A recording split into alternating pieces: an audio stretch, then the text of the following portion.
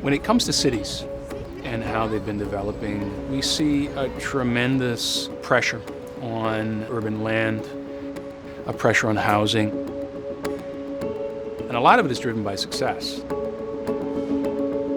Explosive growth can sort of cut two ways. It can compound inequality, which means families on the bottom really, really get squeezed.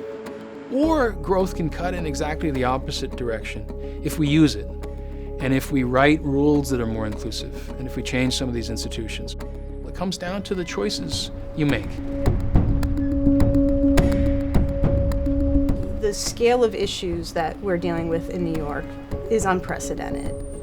Displacement pressures have increased. The rent burden for New Yorkers keeps going up and up and up. The homeless population is at an all-time high. The affordable housing crisis is at a fever pitch.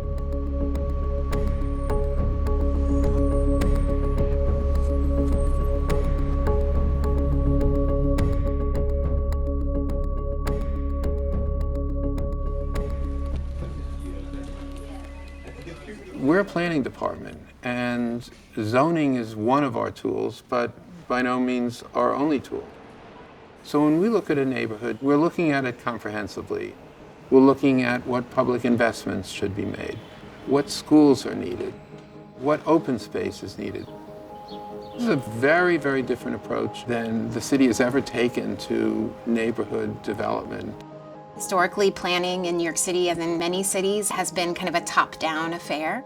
The government decides what they want to do and see in a neighborhood without consulting community members, without pulling out the valuable information that communities have about their neighborhoods. For the city to finally be saying that that's something that they want to do and that they value, it feels like fantastic. This is the moment we've been waiting for. I think what the city is really struggling with now is like how to do that. They're really struggling with the specter of many years of top-down planning history. That comes with them, no matter who they individually are, and that needs to be acknowledged. When the city disinvested in the Bronx, when they closed our schools and our hospitals, we stayed in. We rebuilt it. Now that we have lived through the fires, you're coming to take it from us? We say, hell no! Yeah!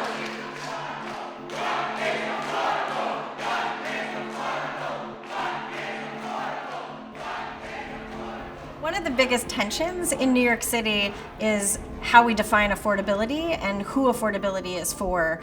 The area median income that's used as the tool on the national level to determine affordability is at a level that is so far beyond the area median incomes of the local communities that we're organizing in. So there's a real fear about what rezoning will mean to the community and how it will make gentrification happen even more rapidly and how it will result in displacement. We are here to say to City Hall, thank you for thinking of East New York. However, we need to do better, working to improve the quality of life in East New York with real community input. Was it perfect? No, it never is perfect. Maybe there should have been more negotiation early on. Maybe it should have been more of a give and take earlier and less rigidity on one side or another. And there are things we'll do differently, I'm sure. The reality of it is, as soon as developers think that there's a rezoning process that's going to happen in a community, the property values have gone up. We saw that in East New York 2 years ago it started. So people have already been displaced in this process. The question is, how do we handle that? I believe that many community members really want to be engaged in a process that actually envisions what their community will look like 10 years from now, 20 years from now, 30 years from now. The issue is they've never been invited to the table to actually have those conversations.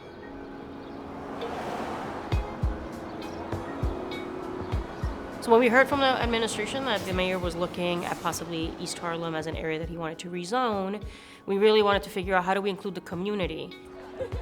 Usually, the process has been very top-down, where the mayor submits an application and the community really doesn't have much of an input. We wanted to kind of turn the tables, and we wanted to allow the community to define their needs first.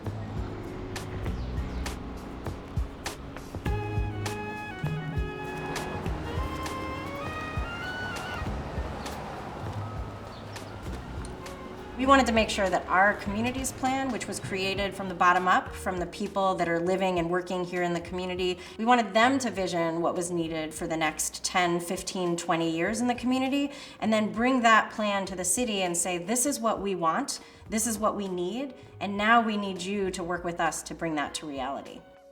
You had some religious institutions represented, you had some of the elected official stakeholders represented, you had labor represented in schools and small business owners represented, and then there were all of the residents. I was a little skeptical at first because there were a lot of technical terms I did not understand. I had no idea the complexities of rezoning because it impacts pretty much everything. But once I started learning what it takes to make a community, I said, well, let me get involved. I live in the neighborhood for 20 years, and I always had the vision to have my own business. I always encourage my clients who live in the neighborhood to attend those meetings because I know that it's very important to know what is going on. I want to see this neighborhood, of course, changing in a way that is going to look more beautiful.